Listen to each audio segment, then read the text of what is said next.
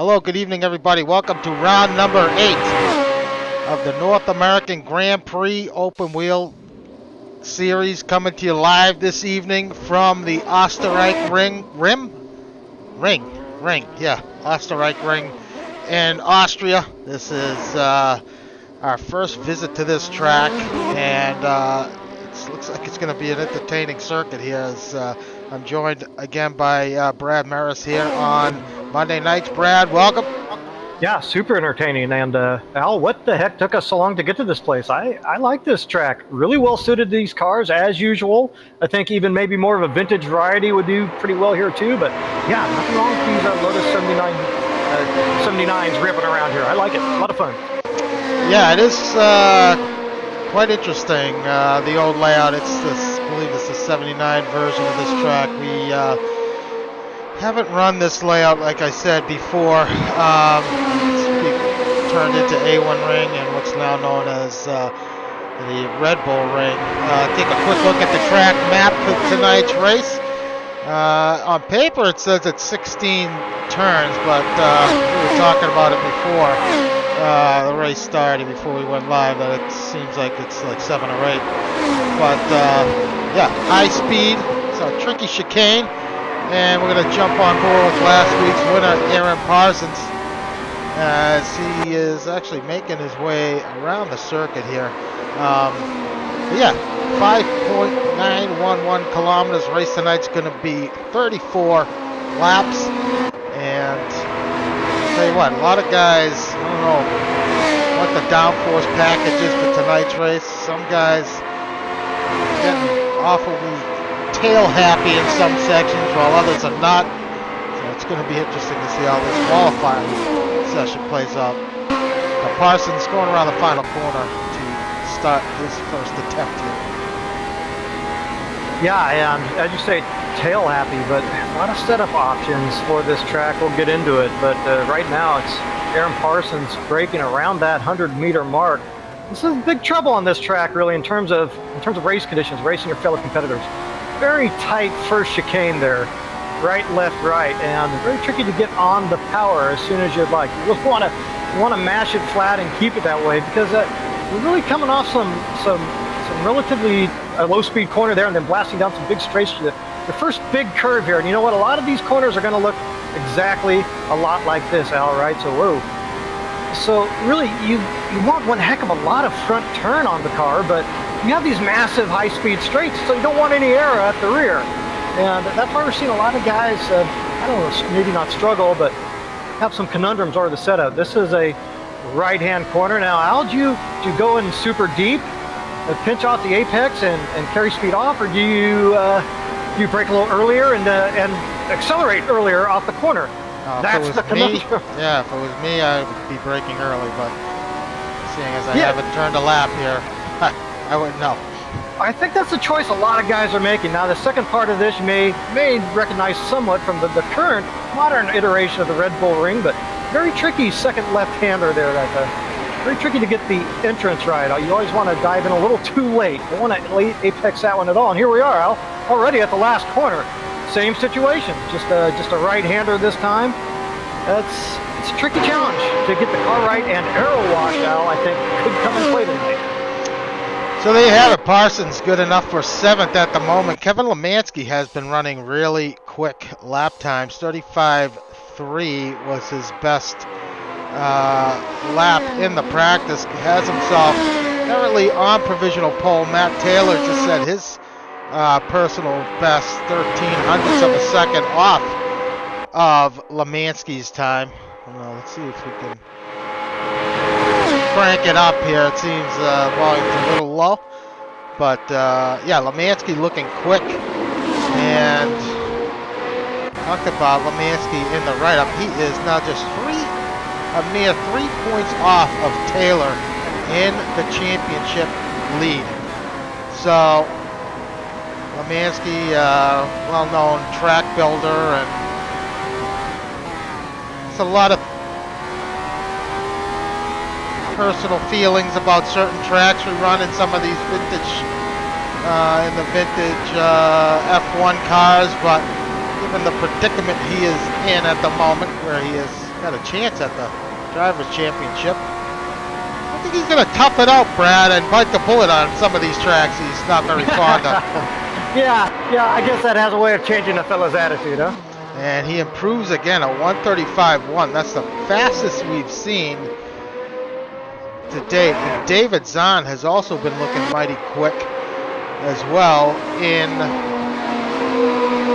his Lotus. So yeah, it got to be a fly on the wall there, and David Zahn's pit stall out, and they were commiserating very hard. They had a lot of things they were going over in preparation for this race, so I believe that they do feel like they've got a little something tonight.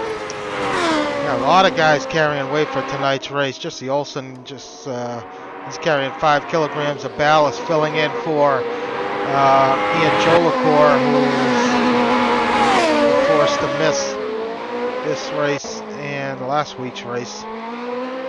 Should be back next week. Mark DeGras with a rough week last week, scoring, I believe, just 3 or 4 points at Hockenheim. Tough night for him, but he's currently slotted into 5th. Some traffic up ahead. Yeah, it was not only, of course, Mark DeGras, teammate Matt Taylor slipping a little bit. It was a combined 19 points out for them. They still are narrowly leading classifications, if I can get that out. They're still up there. But, yeah, this was a night for those guys last week at Hockenheim. Well, maybe getting a little bit of a tow here off of John Houston in front. Both of them on flyers. 4/10 off in the first sector, while DeGras is pretty good in sector 1.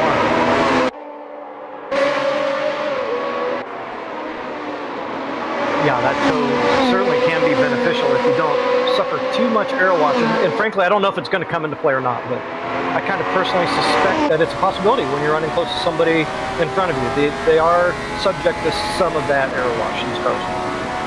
2/10 off in sector 2.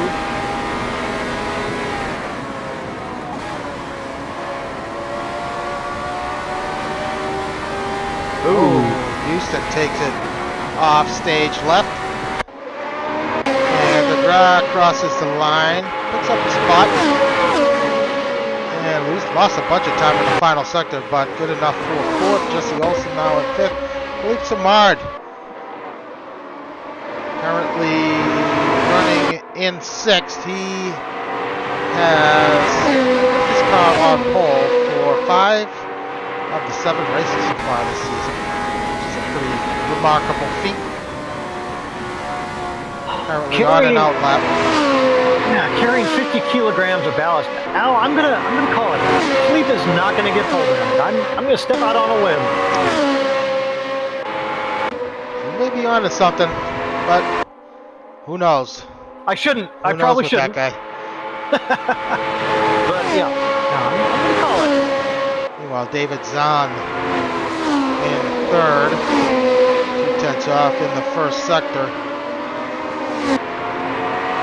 To the Bosch curve.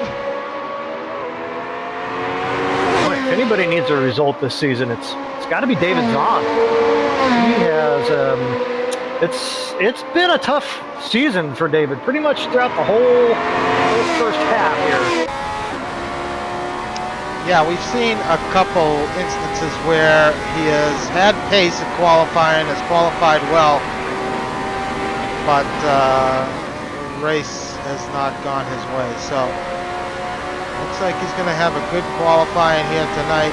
May be able to improve on this lap. He does. Wow, picks up some time in the final sector and is just 3/10 off of Kevin Lemansky's pole time, and it looks like he's going for another one.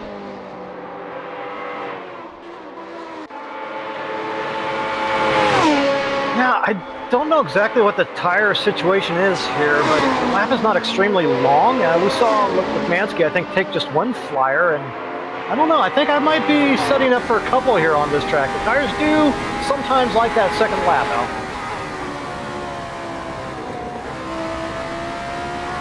Parsons struggling a little bit here in the second sector. He's 9/10 off combined.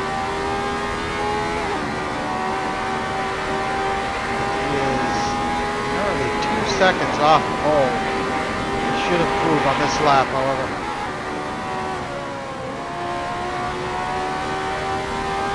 Kevin on his current lap did lose it in the chicane, so he's going to have to reload and reset. Parsons jumps up to 7th.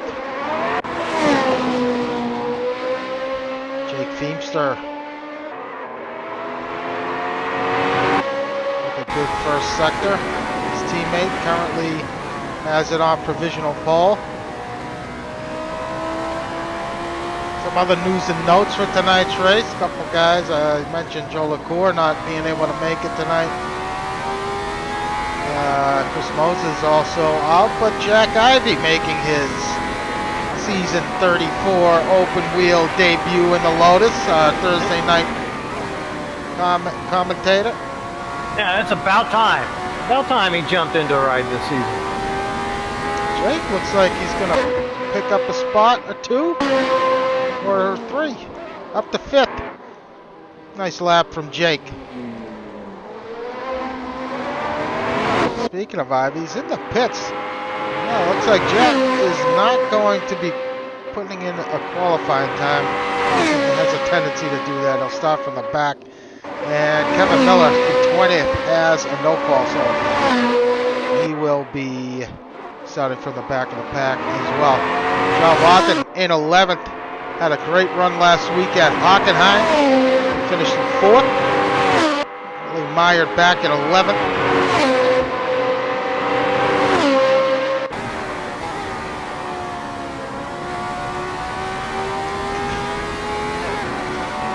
Watson was the guy I was watching in practice, and he was literally all over the map, fighting the car. You know what I've seen from Watson more often this season? It's kind of been the reverse of, I would say, the general Watson race. The longer, the deeper it gets into the race, the more likely it is that they'll keep it on track. Whereas before, it's usually the other way around. The deeper it gets into the race, less likely you're going to see Watson there. But it's kind of been the reverse of that this season. So whoa. Ooh, Chuck. Oh, Taylor on a flyer. Was up in the first sector and just could not avoid Chuck. Was hoping Chuck would pull the chute. That was not the case. Samar throws it off wide. That ballast might be shifting that car. Oh, well, a perfect example of Watson losing the rear. Saw a lot of that in the practice. So, what are these guys doing? A lot of guys on outlaps. Watson just threw it off. Sam Rolfe. Way off in sector 2.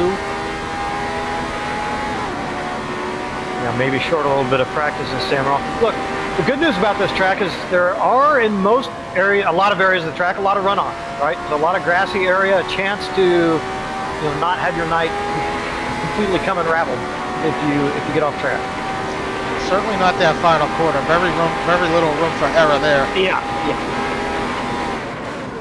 So Rolfe going into the first chicane. A lot of these guys, I believe all of them are staying off that curb. No doubt upsets the car too much if you take too much of that curb. It's really hard to get through there with pace and smoothly, even without hitting the curb. Honestly, it's pretty tricky. Checking with John Houston now.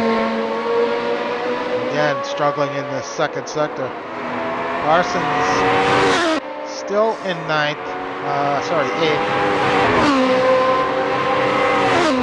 Houston a little further back. Houston started last week, I believe, and that wound up finishing 2nd. Really fast on the hard tires compared to the rest of the field. It's pretty much running on the softs. His teammate will look very good. I was just going to say that. Sorry. No, that's okay. Yeah, class of the field was Houston there on those hard tires. It was a pretty remarkable drive. DeGraw now goes green in sector 1. So, up front has remained the same. It's still Lemansky and Zahn on the front row at the moment.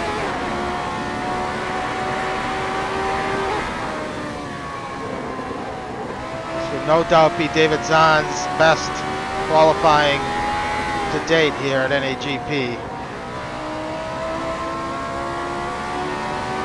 Yeah, you kind of wonder,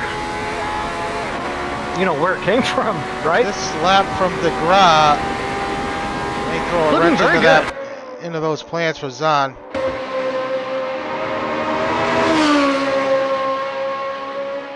So a decent second sector, carrying 15 kilograms of ballast. And DeGrasse, ooh, no improvement. He lost it all in the final sector. I suspect there is something to hitting that final corner correctly, with the rear at that slight Assetto Corsa angle, which accidentally gives you that bit of extra speed, right? So Simard is off.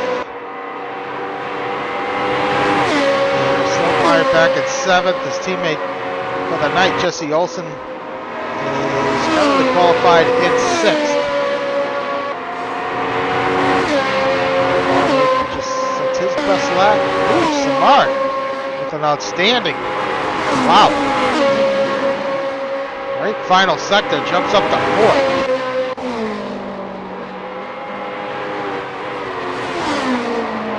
Mansky, meanwhile, he is up in the second sector. Can he put that thing into the 34s? That would be an outstanding lap around here. Yeah, and you know that he wants it, so pretty nip and tuck on his time right now.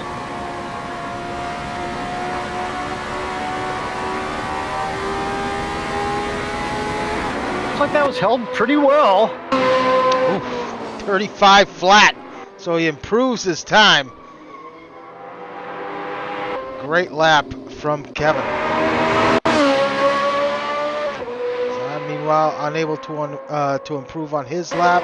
Let's jump back on board with Olsen here. Had a pretty good first sector.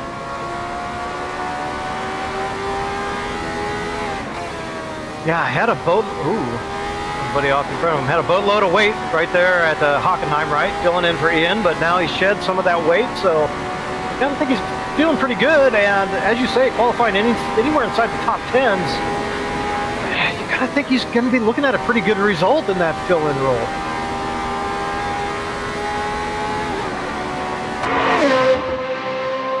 Love hearing that gear change. And Olsen improves. He sweeps it down a spot, but Jake is green in the first sector and quick.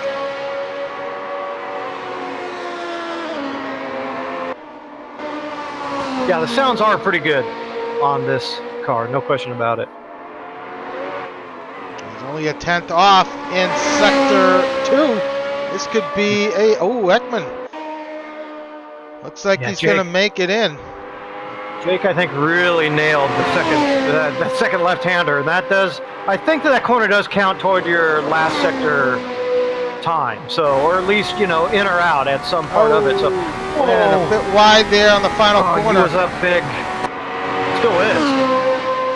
Yeah, lost some time there, but nearly clips David Zahn for second. DeGrasse looking to improve, but Ekman, it was another note I had that he was having some difficulty. I guess he lost power from a storm. But it looks like he's got everything back together and he's going to jump back in here, and DeGrasse throws it off.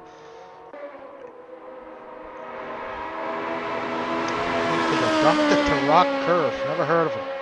You know who he is? Sorry, Al. I'm a little fuzzy on that one. I have to get back to you. Jake is up again in the first sector.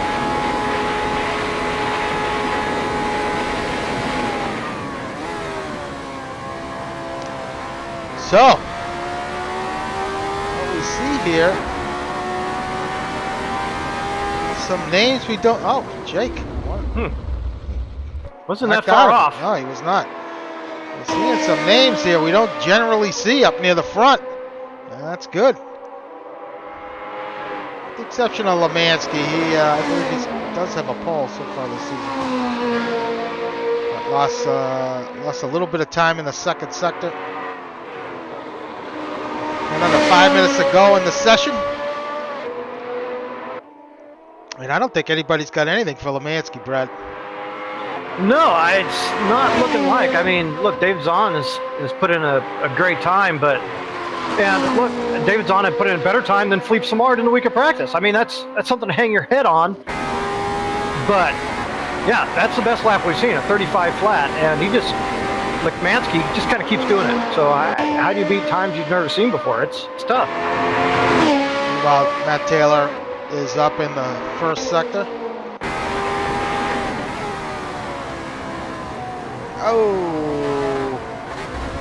Oh, Matt again.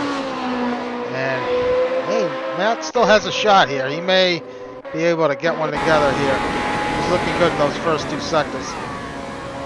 Really not carrying any success ballast remaining to speak of on Matt Taylor's machine, only 5 kilograms out. You would think that if there was somebody who could run pretty close to Lemansky, it would be Matt Taylor, right? But just not. He's not there right now.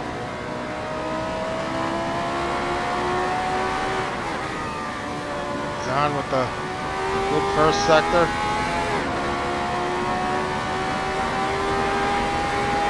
I think, now that I think about it, I really think it's just that second left-hander. It's such a difficult corner to get right that I think this is what these guys are missing, and then for their ultimate pace here that Kevin has found. Let's see if Zahn got it. Well, he improved. He improved just barely.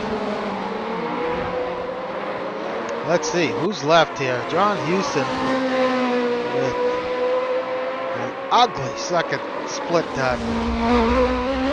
So he's not going to improve on this lap.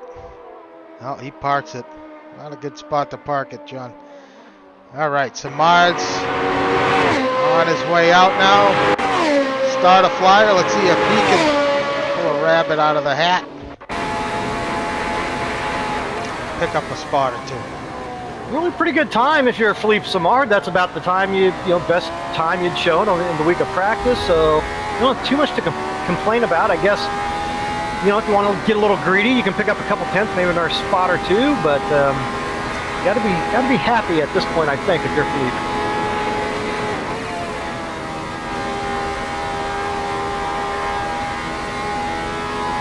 Just a tenth off in the first sector.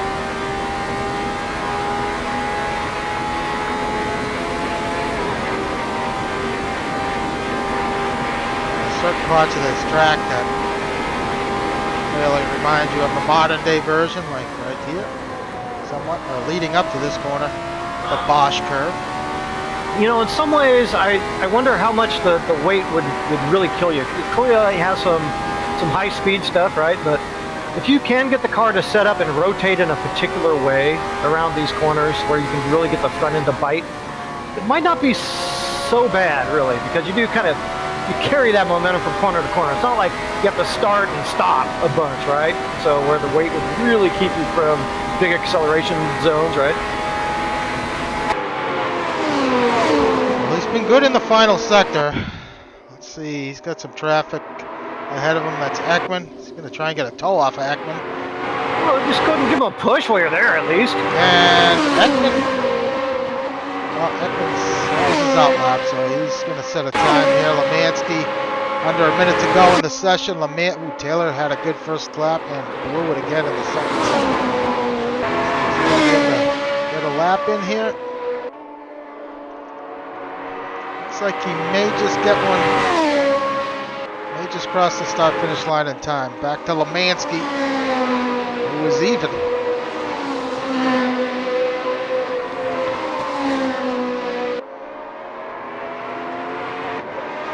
Sounds done. He has parked it.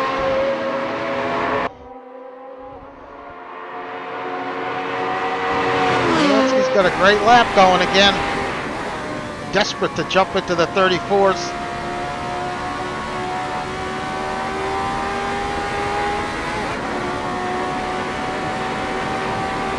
Oh, he doesn't do it, even though he's even. What was that lap? I'd be curious to see.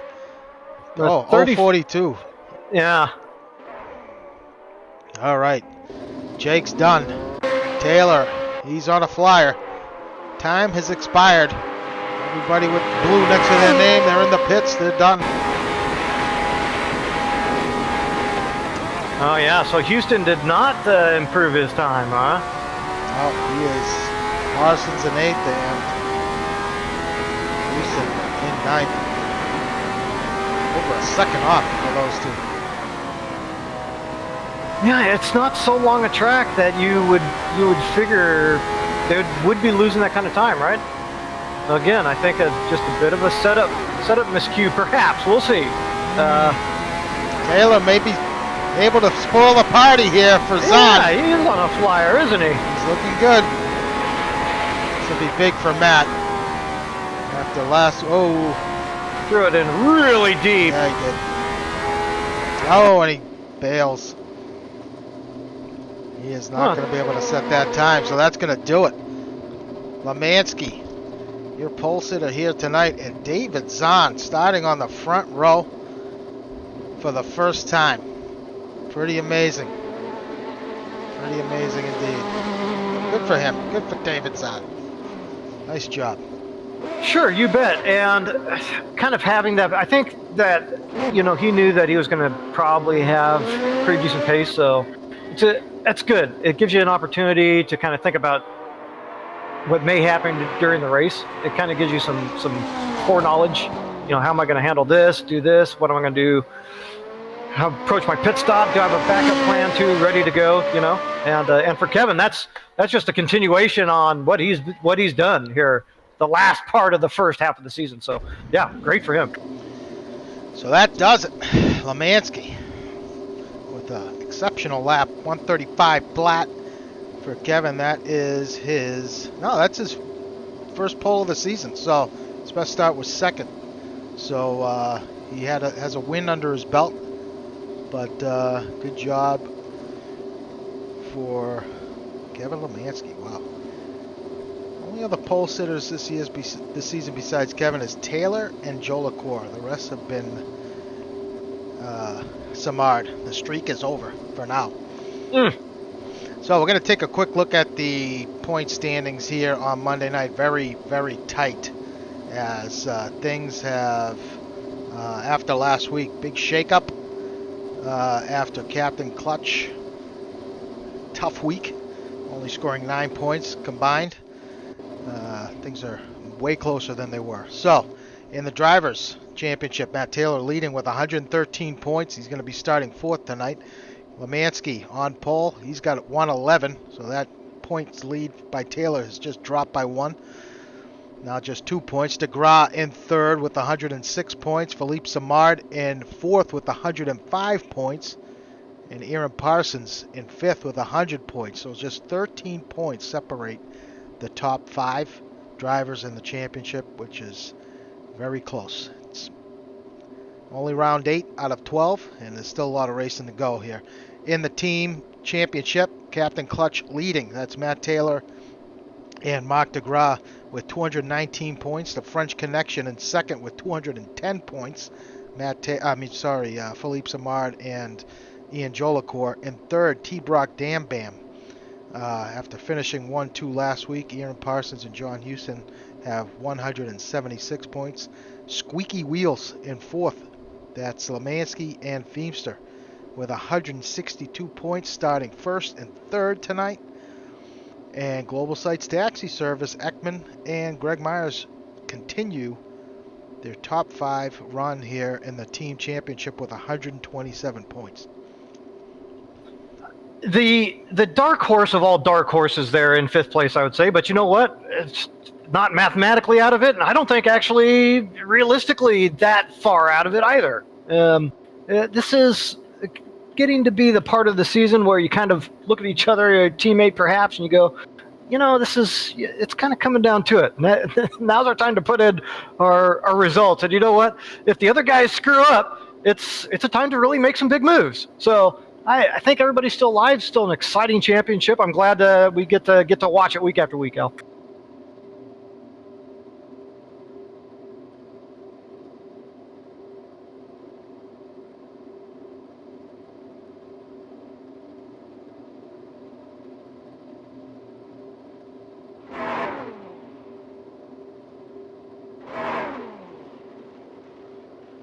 Okay, I'm back. Sorry. I had it muted by mistake. So let's run down the starting order for tonight's race here at the Österreichring. It's going to be Kevin Lemansky starting from pole, followed by David Zahn in second. Jake Feemster is going to start in third. Matt Taylor starting in fourth, and Jesse Olsen starting in fifth. Interesting. All U.S. guys there in the top five, but we do have the first of our Canucks there in sixth, Philippe Simard, Mark DeGraw, fellow countryman, right behind. Aaron Parsons is in eighth. John Houston runs in ninth, and Gregory Meyer starts 10th. John Wathen from 11th. Chuck Carter is going to be starting in 12th. Ekman with a late entry here in qualifying is going to start in 13th. Rally in 14th. Dale Ballweg is going to start in 15th. Iggy Chiordia starts 16th. Sam Rolfe takes 17th. Brian Story's in 18th. And Omar Gomez starts 19th. Oh, and Kevin Miller there is in 20th. So Jack Ivey, 21st. Oh, 21st. Yeah, excuse me. Great. Okay. So just over 20 of the finest. 21 drivers here tonight. So, any predictions, Brad? I know David Zahn in unusual territory. He's going to have to keep himself composed here in the early goings going into this first chicane for sure. Lemansky, if he manages to keep composure, keeps his emotions reined in, I think he's got a great shot tonight. All right, we are about to go green from the Österreichring. We're away. Nice start. Both the front two on the hards. Matt Taylor with a great start. Trying to rocket out into the lead. 3 wide going into turn 1 is probably not a good idea, but Matt Taylor jumps out to the early lead on the soft tire.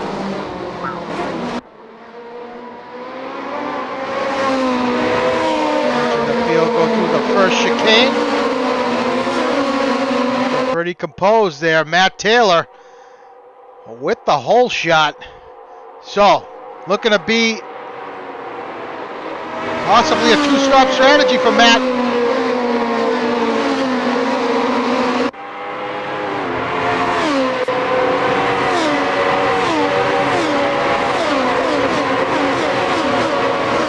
So far, so good at the back, Al. Looking okay. Yeah, meanwhile, Taylor quickly rocketing away here.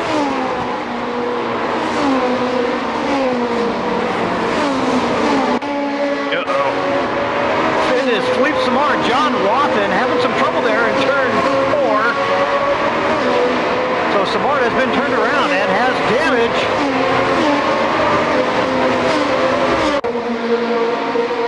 Did not see that. Taylor, Lemansky, Zahn the third. Jake Feemster running in 4th. Got the ground all over him. Taylor looking like the only driver right now on the soft tire. I haven't seen any guys further back running.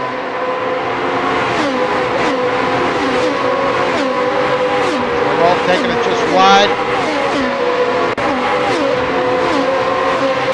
You know, from the lead might be the only place where the soft tires really you can employ that strategy. But if you're there, Al, word around the paddock is that all kinds of strategies might be in play tonight. One may not be better than another, so or might have to hold our breath all the way through to a final stop tonight to know exactly what's going on.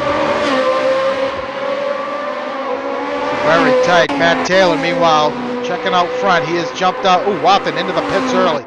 Taylor has jumped out to the early lead here. He is already up to nearly 4 seconds, 3.5 seconds up on Lemansky. David Zahn still maintains that third. Jake Feemster is not far off behind him in 4th. A little further back, Iggy Chiordia, Kevin Miller, who started from the back, has already worked his way up to 12th and is starting to pull away from Iggy. A lot of traffic further back. Joel Ekman on the soft compound. He is looking to have pace on the guys ahead. Houston Parsons running on the hards. Yeah, I guess Ekman will be the highest placed runner on the softs, with the exception of Matt Taylor there in first. So 34 laps. Gonna run a 2-stop. Where it is, the tires last the softs anyway, can go to roughly 14 laps before they really start to fall off. Continue to watch Ekman here try and get around John Houston. He may get him here going into turn 1. Did have some better bite with the soft tires on the exit of the final corner. Looks like Ekman has got the pass made. So nice job by Joel. And Ekman's now going to try and go to work on Aaron Parsons for second. Yeah, he sure is, though. We should make a quick note with Matt Taylor there on the soft, starting on them. You know, he could run to only that 14 laps and take the hards, right, for the rest of the way. So that's a possibility. It could be two-stop, or it could be an early stint on the soft.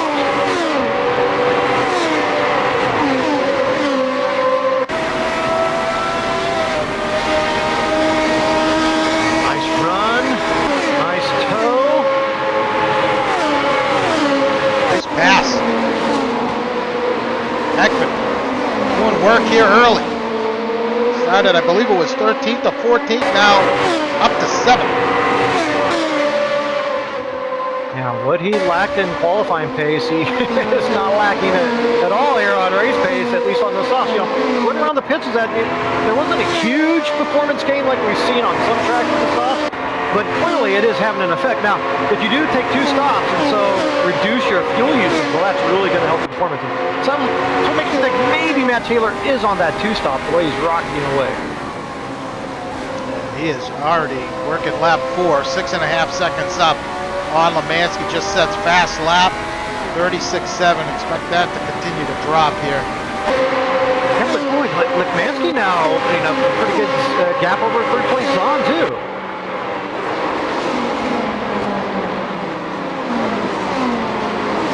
Watching the battle here for third. It's DeGraw, Jake Beamster, and Zahn in the third positions. Jake is really starting to put the heat on David Zahn.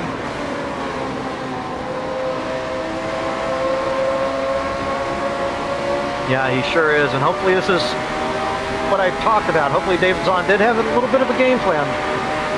What am I going to do if I'm getting pressured? Am I going to, when am I going to start to fight? And, look on the inside. Oh, Jake took it too deep and bangs it off the wall. And he's lost position to Zahn. And DeGraw has gotten past. I think his steering is okay, so he should be good. But he's got Olsen and Beamster. I'm sorry, Olsen and Ekman all over the back of him as Ekman has gotten around Olsen. Jesse Olsen for 7. He's up there. I'm sorry, 6. Oh! Beamster loses it. Big accident. Oh, that looked aero-induced. Now that looked like the damage caused, not taking the corner quite. Didn't have the front grip he expected on there. Oh, and Ekman caught up in that. Jake immediately dove into the pits. And there was just nothing Ekman could do there. What a tough break for Joel after picking up all those positions. Now finds himself back in 8th with a damaged car. That's a tough break for Joel. Yeah, innocent bystander for sure. And I was curious to see just how much that damage that Jake had picked up, how much that might affect him. And it affected him apparently right away. I mean, he slid, the front had slid out on him just instantly. So, yeah, wow. That's too bad. Yeah. Yeah, a good opportunity to recover. I mean, not out of it, has great pace, but again, if it happens early, then you have more opportunity, right, to make the most of your comeback. But yeah, it hurts. Iggy on the softs trying to make his way past Greg Myers' rally out. Oh! Iggy nearly getting in the back of Greg.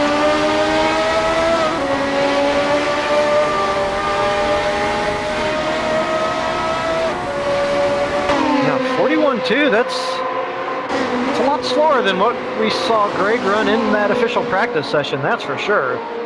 I don't know if this is a fuel waiting for the fuel to burn off or what, but it's off pace, frankly. Let's see what Iggy can do here.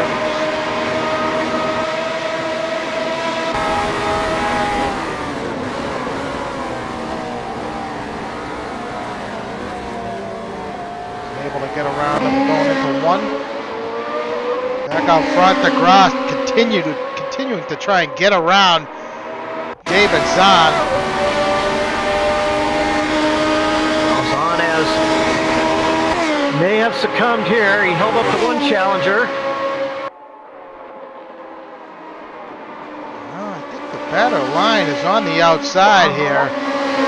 David Zahn's going to hang on to that spot for the time being. Well, you definitely want to enter wide. I mean, if you can get the front grip, get the car to bite on the nose, and you definitely want to set up way wide and throw it in, right? But it looks like David Zahn's battle plan, little game plan, is just to fight tooth and nail the whole position. And, it's hard to argue with that game plan. A little further back, it's Parsons, Houston, and Olsen. Looks like Olsen might have made a mistake that's allowed those two guys to get past. Now running in 7th, he was as high as 6th. I think that might have been a result of the Jake Veepster spin. Yeah. That allowed him to, allow the T-Brock Dampan duo to get past. Yeah, speaking of, that is, the better position than where they started the race, right? So they have to be pretty happy with it. But Houston looking a little more racy at the moment than teammate Aaron Parsons, it has to be said. Yeah, what is Parsons carrying? 30 kilograms of ballast, so certainly not going to have the pace his teammate has as DeGrasse continues to try and get around David Zahn. But I got to tell you, aren't falling too far off of Lemansky. That gap between Lemansky and them is about 3 seconds, maybe a little under. And meanwhile, Matt Taylor, after just 7 laps, has rocketed away to a nearly 16-second lead on the soft tires. And keep in mind, Brad, this is a very short pit in and out. Just checking in on it is. You're absolutely right. Just checking in on the lap times, Al. I flipped over to Matt Taylor. Dude is running qualifying laps. Here's the 5th lap in a row now. 36.7 to a 36.6. Basically within 1/10 of a... Wow. I mean, stupidly fast and incredibly consistent is Matt Taylor right now. Holy smokes. He's on a mission. 38.1 last time by for Lemansky, so... devastating lap times Matt's throwing. He's got to be on a 2-stopper, right? I mean, has to be. No one hit him. I'm sure he did all the calculations. Yeah. Well, it worked out. Got out to the early lead, and he's just got to put the hammer down, and that's essentially what he's doing, assuming he's on a 2-stop. DeGrasse looking on the inside now at the doctor's curve. Nothing there with DeGrasse. That's an interesting corner. If you have your fuel's low enough, you have the car set up well enough, it's almost just a lift and coast in and hold it flat like almost immediately. It's kind of, a drag the brake situation at most. So you can really get away with some early acceleration there if you have the car right. Yeah, you got to give Zahn a lot of credit here. He's managing this pressure extremely well. Yeah. As DeGrasse is trying to coax him, maybe trying to coax him into a mistake or something, which would be the easiest way for DeGrasse to probably get past at this part of the race, because now it doesn't look like he's going to be able to do it any other way. Sure, and that's exactly what I meant about having a game plan, a battle plan, right? Well, if I'm pressured, what am I going to do? And David Zahn is going to just stand up to the pressure and come out on top, and that's fine as long as you know what it is. You aren't caught in a situation that you aren't prepared for. Olsen potential run here on John Houston.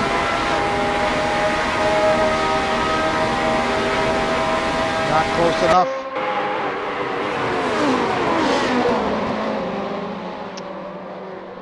So let's see what else is going on down here. Miller up to 8th. Miller on the hard tire. After starting from the back, is now up to 8th. Pretty remarkable start. Samard with a damaged vehicle. He is running in 9th. And with the weight, Samard, I think his game plan going forward has got to be to throw the car off pole, no matter how much weight you got, because whenever it seems like he starts mid-pack, he always runs into trouble, unfortunately. But hopefully he gathers it back up here. Yeah, that was somebody coming, was that Ekman, I think, dove into the pits? Or I thought I saw the pit marker pop up for somebody back there. I think maybe Ekman might have popped in. He's back toward the back now. Keeping an eye on that DeGraw-David Zahn battle, but there's another good one back here between Jesse Olsen and John Houston. All three of these, well, Aaron Parsons just ahead of them, but all three of these guys carrying some weight. Jesse the least of the three. Nice exit for Jesse out of the final corner. Houston looks like he might be running a little less wing than Jesse. Jesse unable to get a toe. And unable to slingshot up around Houston.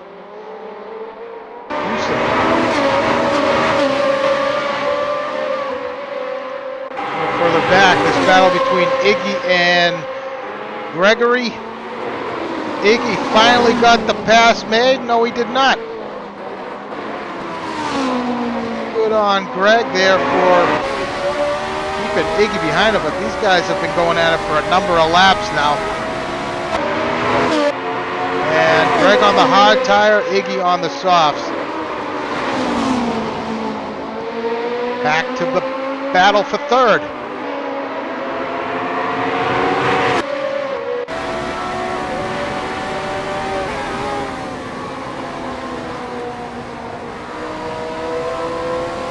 Yeah, the battle for third's still a good one. I'm watching some others in the field.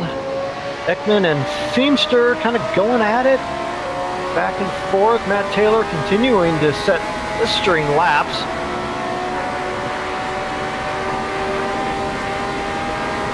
I heard softs going to as deep as, what, 14 laps perhaps?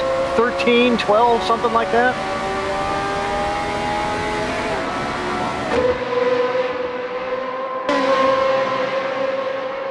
But I gotta tell you, Taylor running that pace out front, he's got to be taking some risks out there, running that type of pace, right? Yeah. So it's not all fun and games in the cockpit, just taking out the fuel. You got to combine that with some pretty good aggression and some chances on your lines. So he's doing a great job so far. So good for Matt Taylor. Yeah, nearly 20-second lead after 11 laps. So 11, 12 laps if he's going to do a two-stopper. I would imagine, unless he takes it to 14. But DeGraw has got to be frustrated at this point. If he could try and stick it on the outside, nope. He's having another look on the inside of Zahn. Side by side, exiting Bosch. Is still side by side. And it looks like it's going to be advantage David Zahn. Maybe. Yep. Trying to do the old up and under move, but unable to make it work. Oh, it's incredible. Sorry how that Lukmansky there up ahead of this group pulled out more time the way they're battling. That's only 6 seconds up to Lukmansky. You'd think it'd be like 20 the way these guys are battling. Ooh, Brian Story out.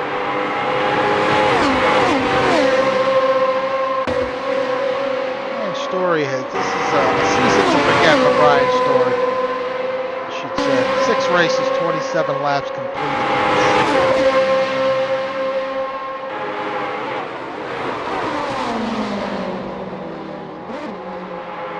of work on that, Brian. Yep. While Jesse Olsen and these three continue to do battle. Well, you would think the passing would be, ooh, here we go. Again. Oh! A little lurch there from Zahn, and DeGrasse has finally made it stick and has gotten past, finally, David Zahn. And I gotta wonder if they had a little bit of contact as they were going side by side. I'm not too sure. It didn't look like it from my vantage point, but... Yeah, I was on board, actually, David Zahn. I think there was a little bit of contact, but I didn't see anything too untoward. It didn't look like anybody was doing anything crazy. It was just kind of an on-power, little bit of wiggling around type situation. So I don't think it was anything super aggressive or super blocky or anything like that, you know. Taylor, into the pits. Aha, okay. So it could still possibly be going the rest of the way, but I guess we'll find out with the tire choice. You got your stopwatch? Crud, I don't. It's not coming up on the timing, but let's see. Lemansky now takes over the lead, but Taylor's going to come out ahead of DeGrasse and Zahn. On the softs. On the softs. Okay. 6.4 seconds. That's pretty good to only be behind 6.4 at this point. Now, if you're DeGrasse, you're going to be awfully frustrated.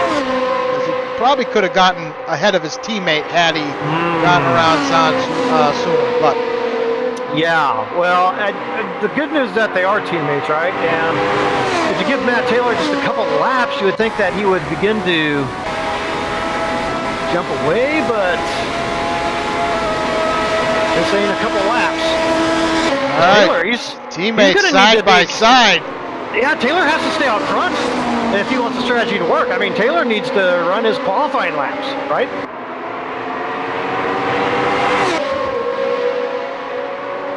Ooh, Parsons. Looks like he has made a mistake. Samad looks like he's coming to the pits. Oh, he's still... Ooh, we've had some shuffling here in the back. Olsen now has split the two T-Brock Dam Bam drivers, so Parsons perhaps a slight mistake there. And Kevin Miller has gotten past Philippe Samard for 8th. Yeah, nice to see Kevin Miller in 8th. Frankly, he looked a little shaky there in the week of practice, and kind of when I was watching him drive around just before the race, but he's looking pretty sharp. It's been an off couple weeks. Ooh, Matt Taylor makes a mistake at the chicane now. Mark DeGrasse goes through. I think Zahn's going to go through as well. Oh, Taylor shut the door. That's could be the race right there from Matt. Zahn having a look on the inside. Taylor on the softs, able to get through that corner much quicker than Zahn. Yeah. So that was big to keep Zahn behind. Yeah, right now the guys that have the hard tires on actually have less fuel than Matt Taylor, so their pace is very good down the straights, and that is compromising Matt Taylor here. Regardless of how much cornering speed he's got on the softs, he's got to burn a little bit of that fuel off before he can really start cooking out laps again. It was important for him, I think, to stay in front of Zahn now. Without that, his goose could very well have been cooked.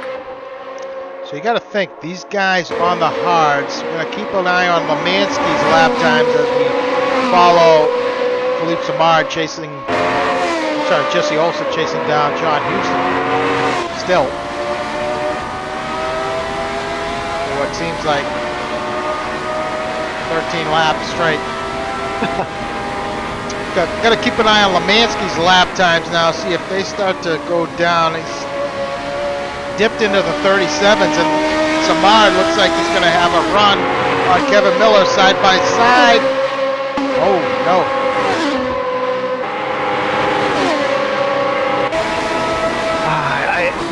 I'm sorry, that's Olsen, sorry. I thought I was watching Samard. but that's Olsen. Nearly had a run on John Houston going into turn 1.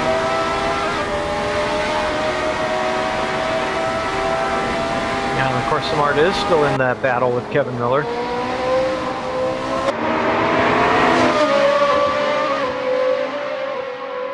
Giordia in the pits. Uh-huh. And Smart might actually be showing a little bit of pace over Kevin Miller, but you're absolutely right. He's kind of fallen victim to some of these mid-pack fracases. And barely a lift from Smart coming through that. Wow. And I'm wondering if he's not kind of more willing just to hang back. Maybe it's better to... If you have to give up a spot or two, it's better than kind of finding yourself out of the race. Oh, Olsen just threw it off track. Uh-oh. Olsen spun it. And that's not what he wants to do. Those tires are going to get roasted. Yeah, but didn't hit anything, right? So, no, so good runoff. Loses position here. He may potentially lose a spot to Miller.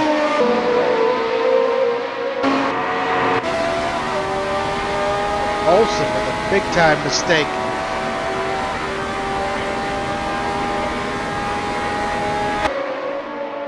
Let's see, Olsen here. Did you lose the car? This game's a little quirky in terms of off track into the grass. The tires tend to overheat for some reason. Yeah, well, it's not technically grass, right? It's just a less grippy surface, and so the tires, yeah, it's whatever. But it looks like Olsen's got to gather back up here. So 37.8 last time by, 36.9 last time by for Taylor. So still lapping very quickly, but starting to close in on his teammate DeGraw. DeGraw last time by 37.4. So the pace is starting to equalize themselves here, Brad, DeGraw and Taylor. Yeah, a little bit. Matt Taylor actually did have a big run coming off the last, the final corner on the last lap, but made a bit of a mistake in the chicane, could not hold close to his teammate going into turn 1, and has been playing catch-up the rest of the lap here. But I suspect Taylor will start showing pace. Of course, Mark DeGraw should be coming in, like, within the next 4 laps at most, I would think. I would think the max distance on the softs, 14 laps. You would think these guys would go 20 and 14. Yeah, 20, 21, 22, something like that. Certainly, ooh, Matt Taylor, another mistake. Kind of, whoa. Throws it into the grass twice. So I'm going to take a quick look at our running order now. It's Lemansky leading. Pole sitter. 7.5 seconds up on DeGraw in second. Taylor in third has already made a stop. I suspect the first of 2 stops. David Zahn still running in fourth. John Houston starting to close the gap up a little bit. Zahn is running in fifth. Parsons is in sixth. Olsen running in seventh. His teammate Samard in eighth. Miller apparently has made a mistake. Has fallen back a spot. He's now running in ninth. Either that or Samard just got passed. Myers in 10th. Sam Rolfe running in 11th. Jake Feemster after his opening lap incident or second lap incident back in 12th on the hards. Joel Ekman, who was the recipient of Feemster's mistake, is in 13th. Ivy in 14th. Going Jack. He might score more points than Moses this race. And he has, I don't know. Chuck Carter running in 15th. Dale Ballweg. Last car on the lead lap in 16th. Omar coming off his career best finish at Mugello on Thursday night.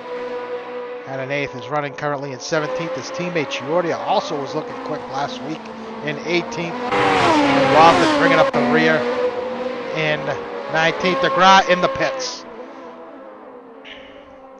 All right, so DeGraw comes in on lap 18. Let's see what he does here. Does he come back out on the softs? I gotta think that's gotta be hards. Huh. Splitting the distance, right? I don't know about that strategy, man. I gotta be honest with you. Well, he was. I mean, his pace was not bad, right? I mean, he cycled to the pits from second, so it's. Yeah, I don't know. What do you do? All right, so DeGraw rejoins in 9th. So Lemansky should be in the next couple, 3 laps, we suspect.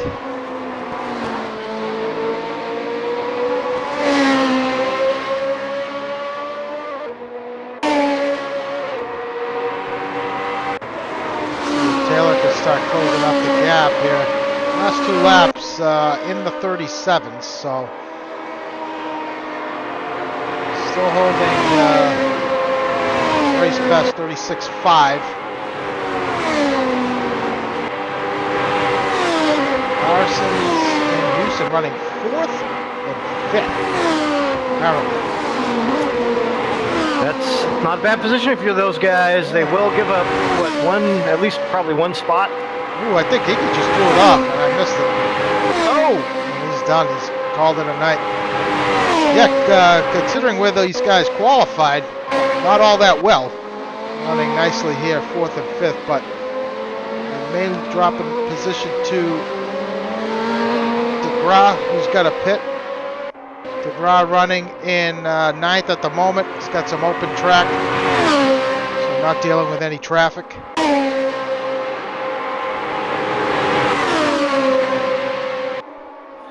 Lemansky just putting Omar down a lap.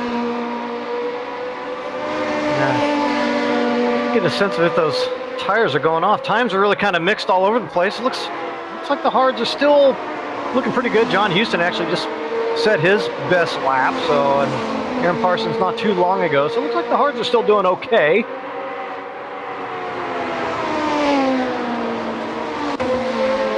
Following Lemansky here to see if he decides to dive into the pits. It's got to be a little tough in these situations, kind of running long on hards and going to softs.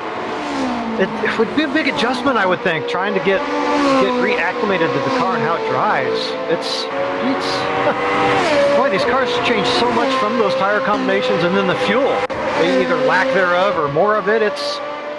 Man, it'd be a bit of a challenge. So Lemansky has stayed out. Kevin Miller has got up a little bit to Samard. Samard now lapping in the low 38s. Kevin Miller, nearly identical lap times. 38 flat best for Kevin, 38.1 for Philippe. But Philippe, keep in mind, has some damage. I know I saw him get caught up with somebody, but Sam Rolfe still running in the oven. Not far off of Greg Myers. So it's lap 20, and we expect Lemansky to come in at the end of this lap.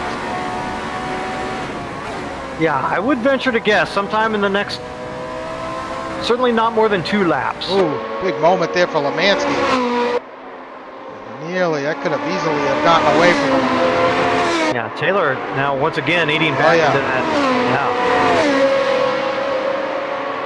This is going to be a short stop for Lemansky, knowing that Taylor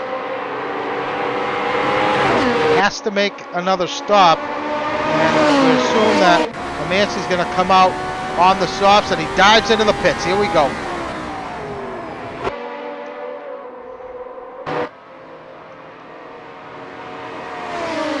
Let's see who else joins him. Now, let's not forget, it's probably going to be a swap over to the softs for Lemansky too, right? All right. So he's going to be taking more fuel on this stop than Taylor will be on his final, but Houston in, Parsons in. Oh, hards for Lemansky. It's hard tires out. Ooh, not sure about that call, Brad. Ooh, Houston cooks it going into his pit box. Well, we got timing for Parsons and Houston. Let's see what these guys elect to do here. Parsons out on the softs. Oh, soft, and yeah. Houston out on the softs. So these two guys running the same strategy. Houston lose a bit of time there. He kind of botched his pit entry. What else is coming in? That's Greg Myers. Let's see, Greg. He's got some. Oh no, that's the flame job on the. No, he's definitely got some damage to that thing. So let's see what Greg decides to do here. Does he come out on the softs? Nope. He's going to stick it out on the hards.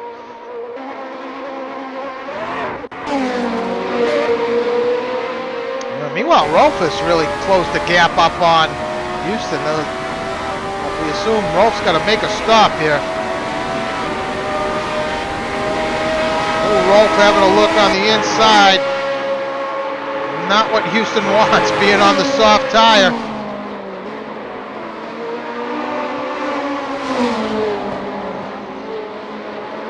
Yeah, that outside line's the way to go, man.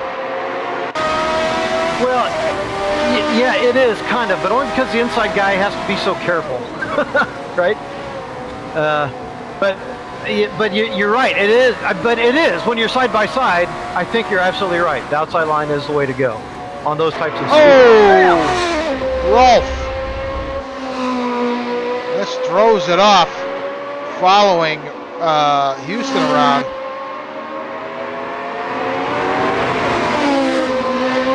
Gets past. I suspect Ekman needs to make another stop. He was started the race on the softs, and he's still out there on the softs. So their pit window's coming up. When did Matt come in on lap 12, 13? Yeah. Sam Rolf is in from 12. So Taylor came in on lap 12. 13. No, 12. I think he needs 32 seconds over Lukmanski, I think is what he needs. And Olsen, I don't know what the heck Olsen's on here, but he's still circulating out there on the hard. So he's running very deep, and he's going to save as much time as he can in the pits with that fuel load, which is, smart. If the tires are still running well. Smart's still doing the same thing.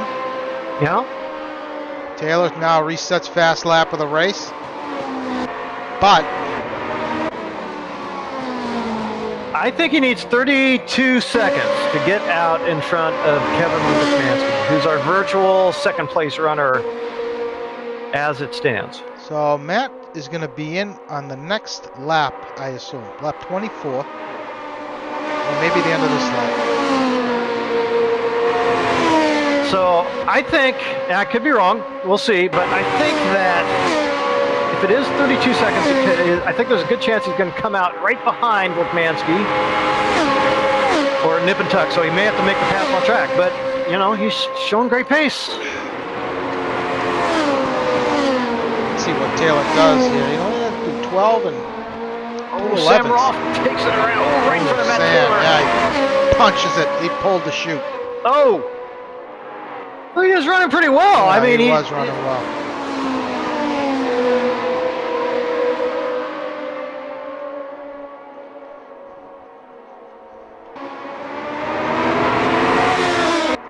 Taylor coming up on Chuck Carter. Oh! Take it easy, fellas. Ekman in the pit, so.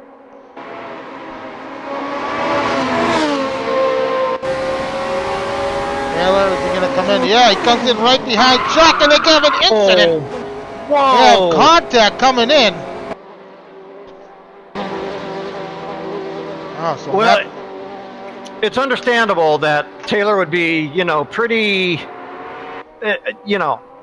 anxious, let's say, to get in. And clearly he thought that he had the invulnerability, the little pit stripe line, which is stupid, we know. But you take advantage of it if it's there, right? Let's see what kind of stuff. Ready? He's out fast. Yeah, he got way out. Yeah, he's good to go. So that fuel stop by... And he comes out just ahead of Lemansky. Oh, it is close. Okay, yeah. This is all Matt. Lemansky on the hards, he's got nothing for Matt at this point. Well, not unless he stuffs something in right now, right? Lemansky needed to get around him, and he's got to do it now.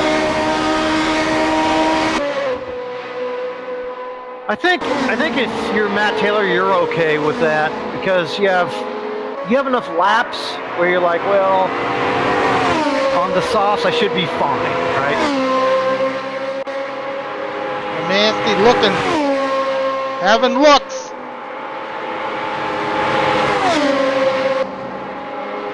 Should be advantage Matt. Those tires are still a little cold though. They do like a lap or two to get worn in. And Matt Taylor's he's got some question marks entering that corner.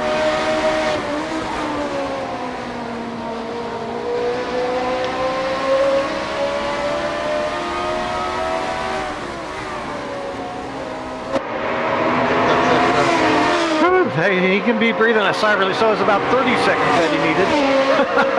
That was very close, and you know the race is not done by any stretch. Anybody can make a mistake, but you have to be feeling a lot better if you're Matt Taylor. And how about working there with teammate Mark DeGraw and the position that team finally settled out in first and third right now? That's looking pretty damn good if you're those guys. Yeah, not good for DeGraw though on the hards.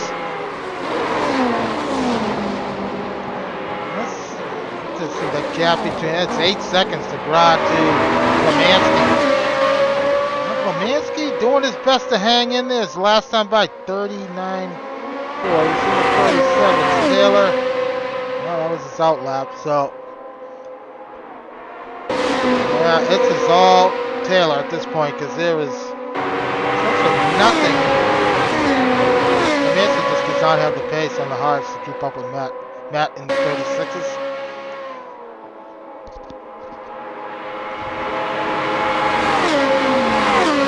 Some lap traffic. Yeah, Ivy continuing to score more points than Chris Moses' race. Olsen and Samard had a flip-flop in positions. As Olsen start come out on the hots. Not sure about that. Samard out on the soft tire. Yeah, for a short stint. Yeah, but I don't. Maybe in practice, Jesse, the soft didn't like the setup, or he's just uncomfortable with them. Said, well, just run the hards. He's in the fill-in role, just trying to secure maximum points and do things. For instance, like wouldn't give up a position to virtual teammate Philippe Samard, so Samard can have center. All right, so Taylor, pit stops are done. Taylor currently now leading over Lemansky in second. Taylor on the softs. Lemansky pitted, came out on the hards, as did DeGraw. David Zahn came out on the softs. So Zahn now is starting to close up on DeGraw. And Parsons is on the softs too. He's a little further back, but yeah, Parsons and Newsons, we saw them on the softs. Samard also. Olsen. Miller on the soft, so he may have a look at Olsen for 8th by the time this one's done. Jake has pitted again, running in 10th on the soft, so he should be good to go. Gregory Myers, we saw him come out on the hards, and Ekman on the softs. So most of the pretty split right now. Jack Ivy running in 15th on the softs, Carter on the hards. So, we're going to have to keep a look on at this battle here for third, as DeGraw is going to have to come to grips with David Zahn searching for that podium.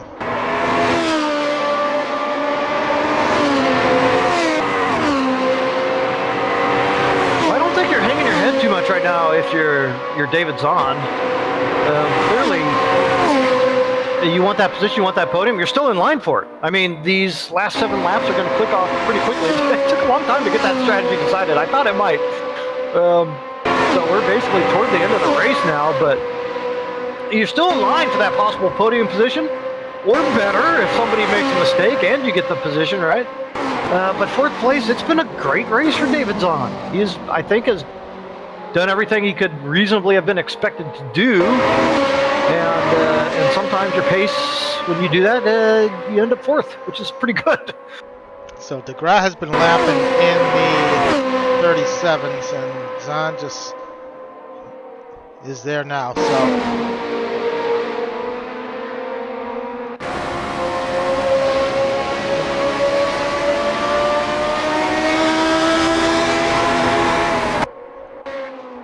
that could have been very bad for Jack.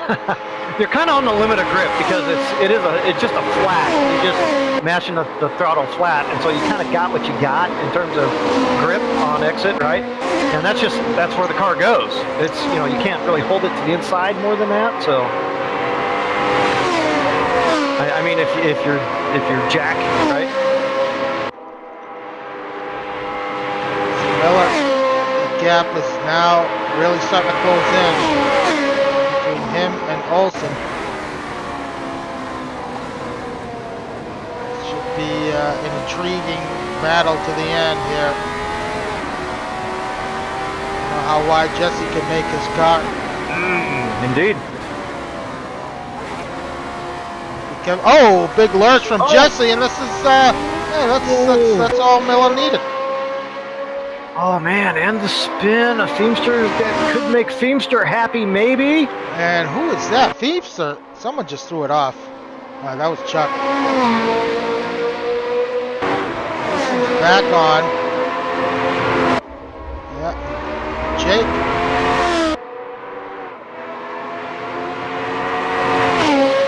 Jake may have an opportunity here on Olsen by the end of the night. So Miller gets past the easy way on Jesse Olsen. Meanwhile, out front, it is Taylor now rocketing away. The gap is 3.5 seconds over Lemansky. Now, Lawson now ready to go a lap down to the mighty Matt Taylor. Where are we at in the CI here? What's the competition index like? Is Lawson up there for that one? No, he is not. Oh. Well, then maybe he won't fight too much to stay on the lead lap here. Only 6 laps to go, though. So. Competition index, for those who don't know what that is, it's an award we give out to the driver that covers the most distance in a season. So right now, it's Kevin Lemansky all alone, covering all through 7 rounds, all 300 laps. 1,428.807 kilometers. So he's a lot of kilometers. He's currently leading that. He'll maintain that lead if he finishes this race here tonight on the lead lap. John Houston and is second with 299. He's about 2 kilometers off of Lemansky.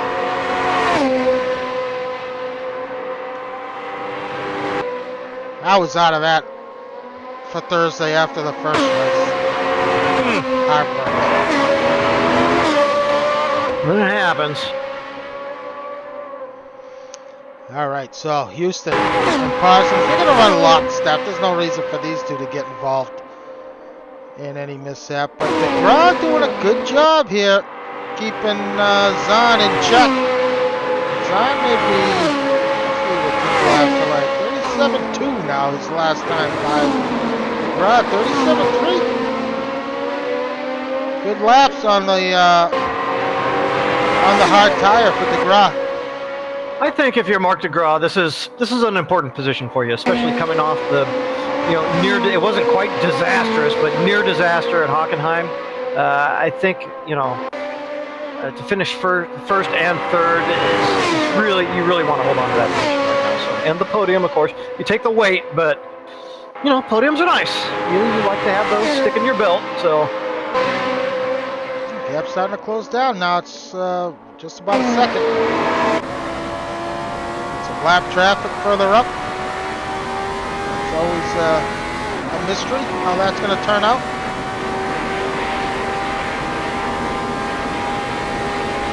forward with David Zahn as he enters the Hella Licht S. I'm guessing that's Hella Lights. S Licht is lights.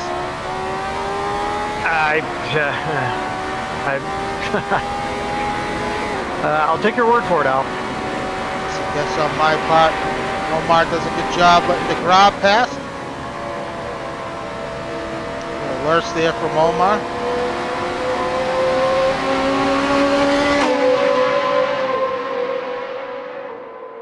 And Zahn should get past without issue as we work lap 30 of 34 as now Ekman twisting the screws here, closing up on Jake Beamster. Yeah, Meyer's not too far back, but I don't think he's going to quite at the pace of those two right in front of him. Both on the softs. Tough night for Jake. You gotta wonder where he could have been in all this. Yeah. I would say third. Yeah, I think it's been a reasonable recovery for Jake Feimster. Nobody else kind of in front of him also kind of ran into trouble too, so he didn't really get a chance to make that big move back up, but I think he did what he could do from the point of that early problem. I think Jake had to make another stop. Last time by, so that's how Ekman closed up on him. Yeah. Yeah, well, he had pitted lap 5, I think, and I don't know, the cars may be able to take that much fuel, I'm not sure, but it's hard to take 200 liters of fuel in cars and plan on running that many laps. Yeah. Coming down to the wire, and it's time to close up on the graph.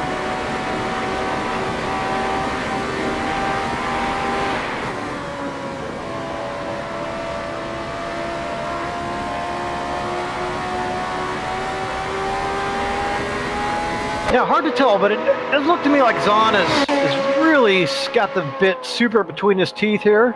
I think maybe he does. Certainly has been the best race of his NAGP career. I mean, it looks to me like he is just really trying to keep it very clean. And if he gets up there, great. And if not, then he's going to keep it clean, and finish off a great run.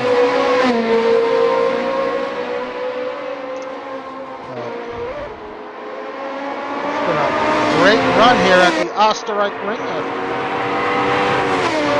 First event here. I say it's been entertaining up to this point.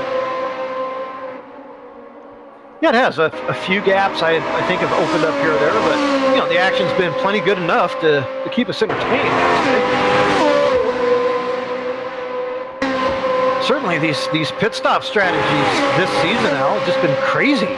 And then this track, it was kind of a perfect storm of really everything kind of being in play.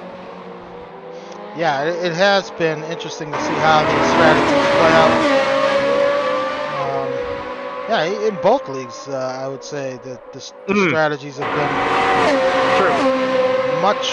much more intriguing in terms of how these races play out with guys.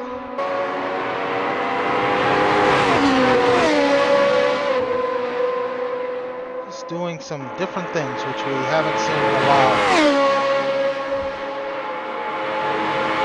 Well, I'm sure it's got these drivers really having to put on their thinking caps in their practice and really trying to decide and break out the pencil and calculator, right?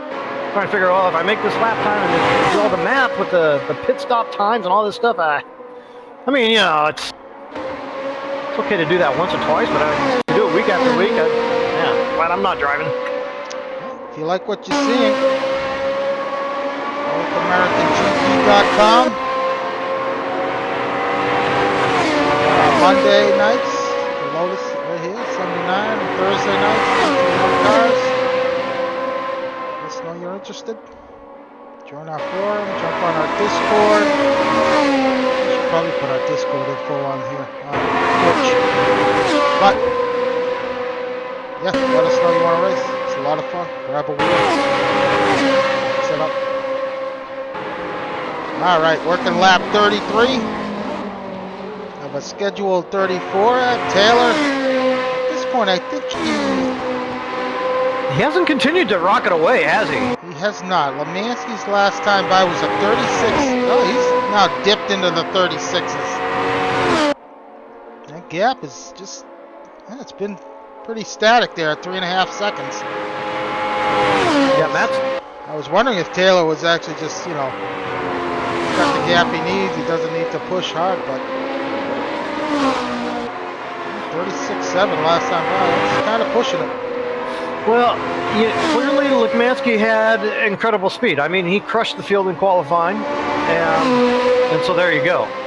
So now Jake Feimster with the best lap of the race. Whoever had that is gonna be a little miffed at that. Oh, and he nearly throws it off. Jake 36.2.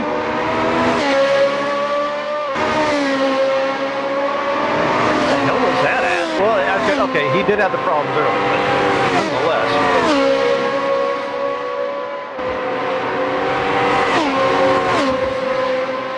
May still be time here for Zahn. It just hasn't been close enough to get in the Gras head. Yeah, well, there's absolutely time because the mistakes still can't happen. This is not nearly as dangerous a track as we've seen. Probably actually one of the least dangerous we've seen these drivers have to face, but still totally possible to screw up someplace out there. Sure, Taylor now working the final lap of this race. Him and maybe Ekman on the two-stop strategy compared to the rest of the field. Yeah. And to be honest with you folks, the two-stopper really hasn't been as effective. But I think given the nature of the speed of the track and the short pit lane, it was the right call, clearly. Look, and obviously it only worked because he was able to get out front because he did not have that position when they started the race, right? He had to make that pass, and he had to put down those screaming laps early to make it work. And it almost came unraveled following whoever it was into the pits, Carter? Yeah, Chuck. Wow. Could have easily come unglued there. He's lucky he kept that thing straight. But Taylor coming through the final corner for the last time is going to be your winner here at the Österreichring. Great job from Matt. Kevin Lemansky's going to come home in second. Is he going to hang on to third? He will. And David Zahn, what a great run to take fourth. I'm going to tell you, hats off to Parsons in Houston. Yeah. Just seemed off the pace the whole night, and Houston gives the spot up to his teammate. I'm sorry, Parsons. So, yeah. He wants to drop some weight. Houston in fifth, Parsons sixth. Samard is going to finish seventh, I believe, where he started. So, no doubt frustrated by that. Nice run from Kevin Miller. He's going to come home in eighth.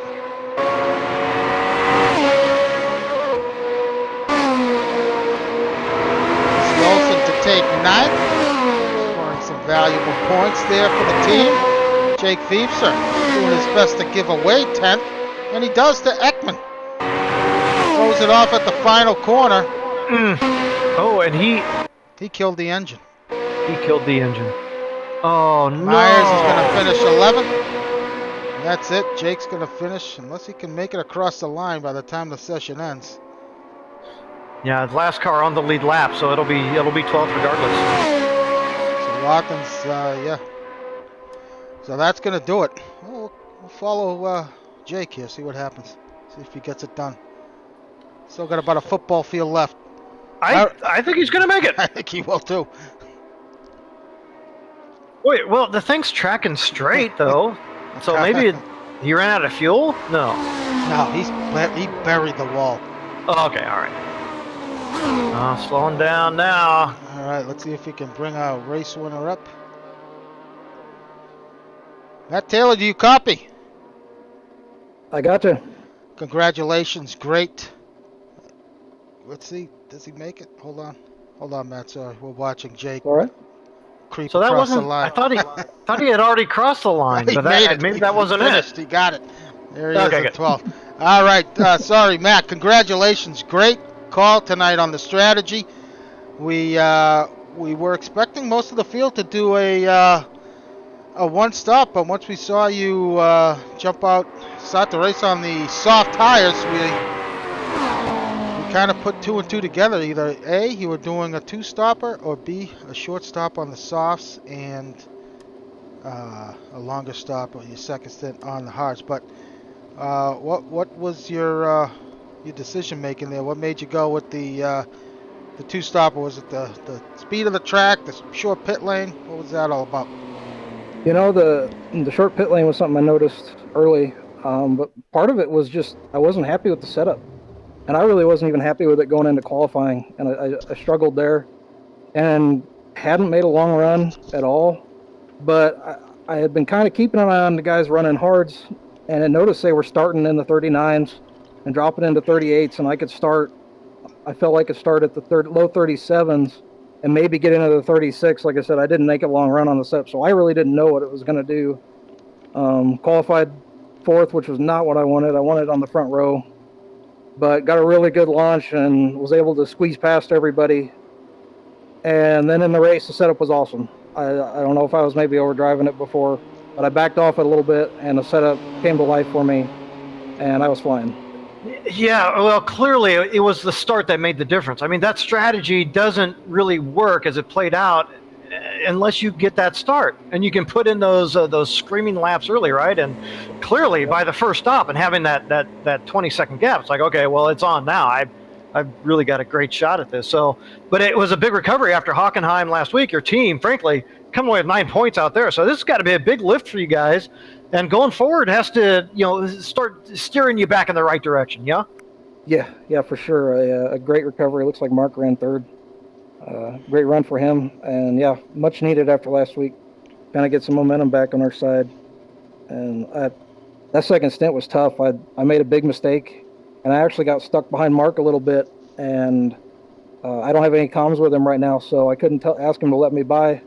And eventually got around him, and I honestly thought I had lost too much time those first 6-7 laps in that second stint. And when I came out of the pits right in front of him, yeah, it was on. And I think once I knew I was able to hold in front of him, my tires were up to temp, I felt really good because I knew how much I struggled just being behind Mark that little bit. And losing what little arrow you had on the car when you were behind somebody was huge here.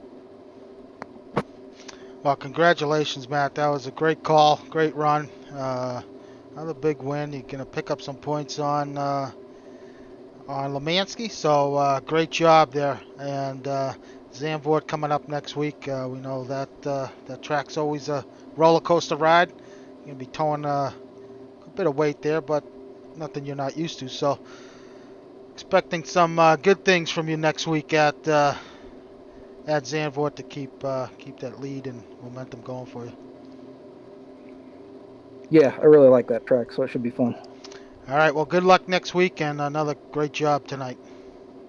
Thank you, guys.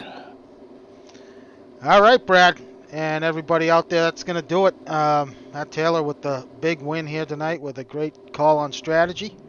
Gets the job done. Yeah, very entertaining race. I think it kind of it played out more or less like I would expect it, except maybe for Matt Taylor running that two-stop strategy more or less to perfection, or at least good enough for it to work out. But I was thinking, that fourth place team in our championship, Squeaky Wheels, they're going to kind of actually miss. We were kind of laughing a little bit about Feimster giving up those spots late, but you know what? Those are important points really for that team in fourth. They actually kind of come away this race on the back foot of those teams in contention. But, of course, Matt Taylor and Mark DeGraw made the big jump, really solidifying that place at top, even pulling away from second place rival, the French Connection. So, yeah, very intriguing race, Al. Thanks for having me along to watch it with you. Yeah, it was a good one. So we're going to be back next Monday night from Zandvoort, 9 p.m. Eastern. Brad will be doing that broadcast. I will not be available for that race. So thank you, Brad, for covering. Until then, Thursday night from another first-time track for the GT1 cars. We're going to be at Estoril in Portugal. So looking like a really fun track to drive, and should be a good time. So until next week, thanks everybody for tuning in, and we'll see y'all later. Have a good night.